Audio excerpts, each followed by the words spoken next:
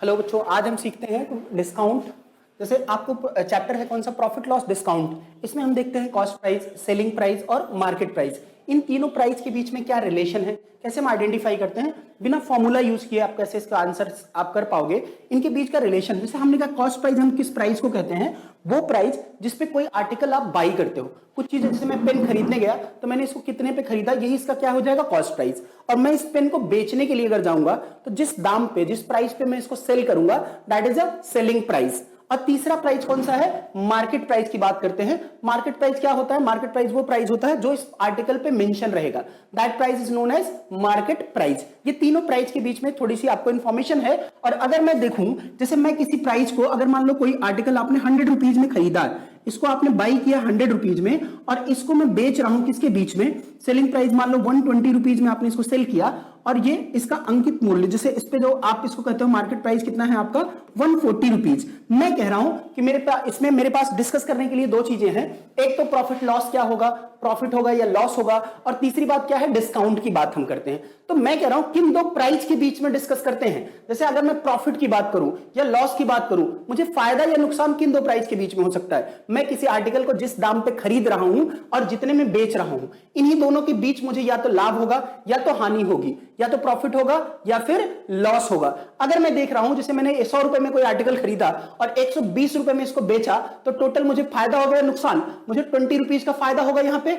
अगर मैं इससे 100 से नीचे कोई दाम पे इसको बेचूंगा तो मुझे यहां पे क्या हो जाएगा, लॉस हो जाएगा। तो जैसे आपने देखा यहां पे, तो मैंने कहा यहां पे प्रॉफिट आपको मिल रहा है, तो प्रॉफिट आप देखते हो, तो मैं कह रहा हूं कि प्रॉफिट मुझे हो गया कितना, 20 रुपए, 20 रुपीज में 120 में से आपने 100 को माइनस कर दिया, आपको वैल्यू मिल गई कितने के, फायदा हो रहा है। तो हमने कहा 20 रुपीज का फायदा हो गया। अब दो सवाल यहां बनते हैं, इसका प्रॉफिट परसेंटेज मुझे बताना होता है। तो बच्चों परसेंटेज जब भी हम निकालते हैं तो एक छोटी सी बात आप दिमाग रखना कि मैं परसेंटेज कैलकुलेट करते टाइम हमेशा ये ध्यान रखूंगा कि मुझे परसेंटेज में हमेशा देखेंगे कि मुझे आउटपुट क्या वैल्यूज लिखनी है और किस वैल्यू के रेफरेंस में मैं लिख रहा हूं, उसी के रेफरेंस में आपको लिखना है। इनटू 100 से मल्टीप्लाई कर दोगे तो कोई भी क्वांटिटी परसेंटेज में कन्वर्ट हो जाती है, उसकी वैल्यूज आप इसमें परसेंटेज में बता सकते हो। तो जब मैं यहां कह रहा हूं, जब फायदा, आउटपुट मुझे क्या करना है, अगर मुझे प्रॉफिट परसेंटेज बताना है कि ये जो मैं आर्टिकल बेच रहा हूं उसमें मुझे क्या फायदा होगा या लॉस होगा, मैं प्रॉफिट परसेंटेज बताऊंगा तो इसमें क्या मिलेगा, मुझे फायदा हो रहा है कितने का,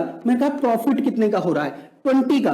और डिवाइड किसके रिस्पेक्ट में आप प्रॉफिट देख रहे हो, हमने कहा कॉस्ट प्राइस पे ही मुझे फायदा या नुकसान होगा, तो मेरी रेफरेंस वैल्यू क्या हो गई, कॉस्ट प्राइस, और इनटू आप 100 से मल्टीप्लाई कर दोगे तो ये प्रॉफिट परसेंटेज आपको निकल के आ जाता है। तो सवाल ये है, अगर मुझे कोई बताए कि जैसे इस वाले क्वेश्चंस में आप देखोगे, अगर 100 रुपए में आपने खरीदा, 120 रुपए में आपने बेचा, तो मुझे फायदा कितने का हुआ, 20 का। और कहां से, 100 रुपए से, तो 100 आउट ऑफ 100 इंटू आप 100 कर दोगे तो परसेंटेज बन जाएगा, कैंसिल आउट हो गया 100, ये मिल गया आपको 20% का मुझे फायदा मिला।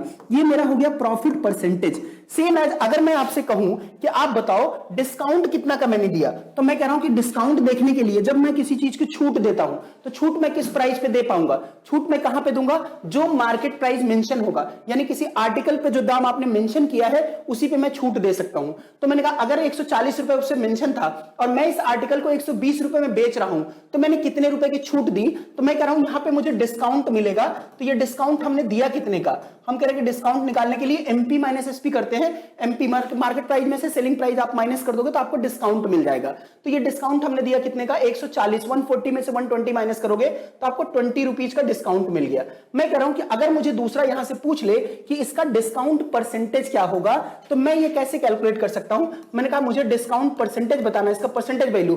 तो जब भी कोई परसेंटेज निकालते हैं यहां पे हम क्या देखेंगे, आउटपुट क्या आ रहा है और किसके रेफरेंस में आप इस वैल्यू को देख रहे हो। आउटपुट मुझे कितना मिल रहा है, डिस्काउंट ही मिल रहा है, और डिस्काउंट हमेशा किस रेफरेंस पे देते हैं, किस वैल्यू पे देते हैं, वो हमेशा मार्केट प्राइस पे आप मेंशन करते हो। तो यहां पे हो गया क्या, मार्केट प्राइस, और इनटू 100 कर दोगे आपको ये डिस्काउंट मिल जाता है।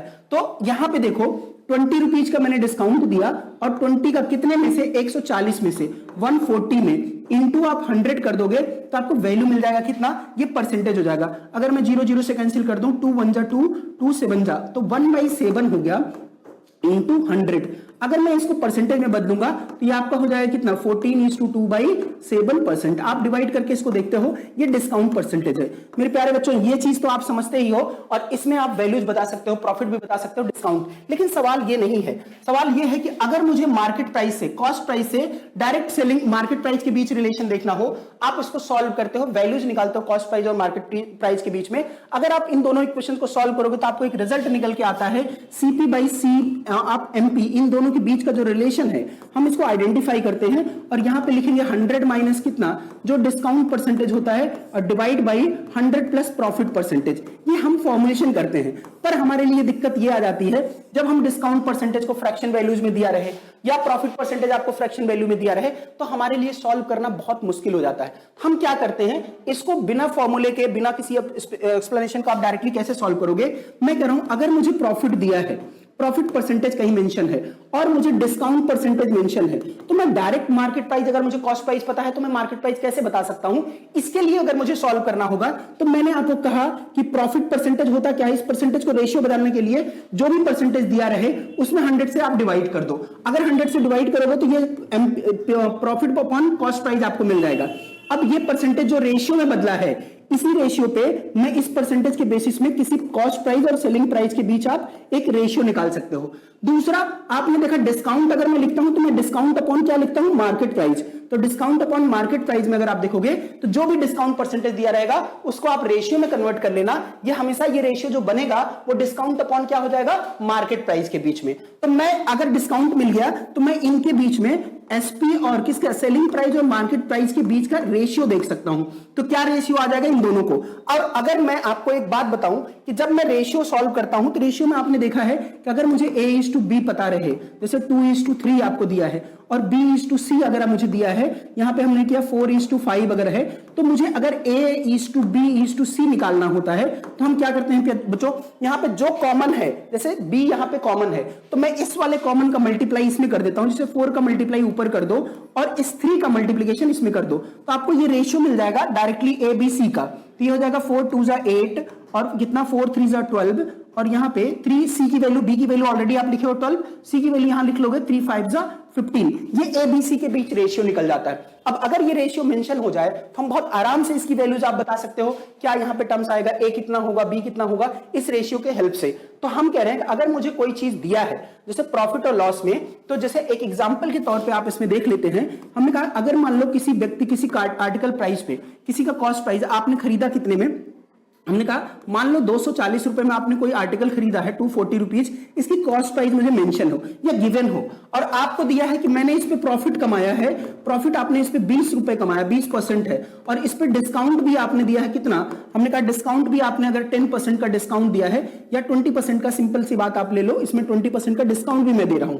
तो मुझे अगर मैं 20% प्रॉफिट ले रहा हूं, 20% डिस्काउंट भी दे रहा हूं, तो आपसे पूछ लेगा कि बताओ इसका मार्केट प्राइस क्या था। तो मैं मार्केट प्राइस देख तो फॉर्मूले पे सॉल्व कर सकता हूं, पर आप इसे शॉर्ट में कैसे, बिना रेशियो मतलब रेशियो के बेसिस पे कैसे निकालोगे। तो मैं क्या करूंगा, इस प्रॉफिट परसेंटेज को रेशियो में बदल दूंगा। तो 20 में अगर मैं 100 से डिवाइड कर दूं तो ये रेशियो में बन जाएगा, ये बन गया कितना 1/5। और सेम एज अगर मैं डिस्काउंट परसेंटेज को रेशियो में बदल दूं तो 20/100 इसको भी कर दूंगा, तो ये भी आपको वैल्यू मिल गया क्या 1/5। तो यहां पे देखो, अगर मुझे ये प्रॉफिट परसेंटेज बताता क्या है, प्रॉफिट अपॉन कॉस्ट प्राइस पे यही इन्हीं दोनों का रेशियो है। सेम एज डिस्काउंट परसेंटेज क्या बताता है, डिस्काउंट अपॉन मार्केट प्राइस, इन्हीं दोनों के बीच का रेशियो है। तो मैं कह रहा हूं कि अगर मुझे कॉस्ट प्राइस दिया है 5 यूनिट है, तो सेलिंग प्राइस क्या होगा, अगर कॉस्ट प्राइस और सेलिंग प्राइस के बीच की बात देखेंगे, 5 है तो 5 का 20% कितना होता है, 1 यूनिट होगा, तो 5 से क्या हो जाएगा 6। सेम एज अगर मैं सेलिंग प्राइस और किस पे, मार्केट प्राइस के बीच रिलेशन देखूं, तो मैंने कहा इसका 5% 1/5 है, तो 5 का 20% 1 यूनिट होता है, यानी अगर सेलिंग प्राइस आपका 5 है और कॉस्ट प्राइस कितना हो जाएगा आपका, मार्केट प्राइस मतलब 5%, आपने यहां पे दिया है 5, तो 5 पे आपने डिस्काउंट दिया है, तो अगर 5 पे डिस्काउंट दोगे 20% का, 1 यूनिट का डिस्काउंट दोगे तो कितना हो जाएगा ये 4। अब इन दोनों का रेशियो हमको निकाल लेना है। हमने यहां पे क्या करा, हम इसको मल्टीप्लाई कर दे रहे हैं, हमको CP, SP और MP। अब यहां से कोई भी क्वेश्चन आपको बनता है, CP निकालना है, SP निकालना है, MP निकालना है, सारी वैल्यूज आप कैलकुलेट कर सकते हो।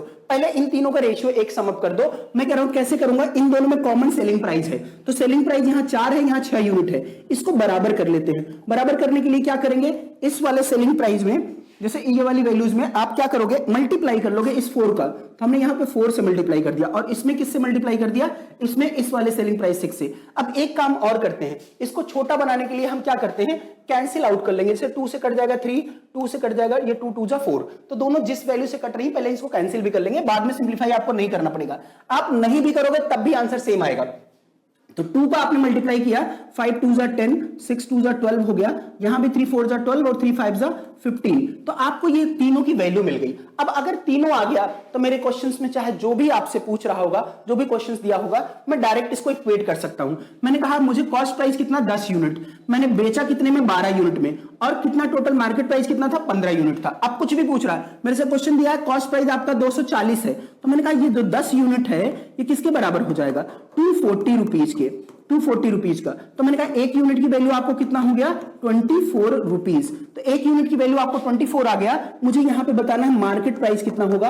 अपने पास मार्केट प्राइस है कितना, 15 यूनिट है। अब 15 यूनिट में अगर मैं मल्टीप्लाई कर दूं 24 को, तो आप मल्टीप्लाई करो, 15 4 जा 60, 0 6 कैरी कर गया, 15 2 जा 30 और 6 कितना हो जाएगा, 360 रुपीज। तो मुझे यहां से मिल गया इसका क्या हो जाएगा, मार्केट प्राइस। आप इसकी वैल्यू बता दोगे। सेलिंग प्राइस पूछ रहा होगा, सेलिंग प्राइस में इसी 24 का मल्टीप्लाई 12 से कर दोगे, आपको सेलिंग प्राइस मिल जाएगा। ये सारी वैल्यूज हम बिना किसी फॉर्मेशन का आप डायरेक्टली इसको कैलकुलेट कर सकते हो। तो ये आपके मेथड्स है, आप इसको सीखते रहना।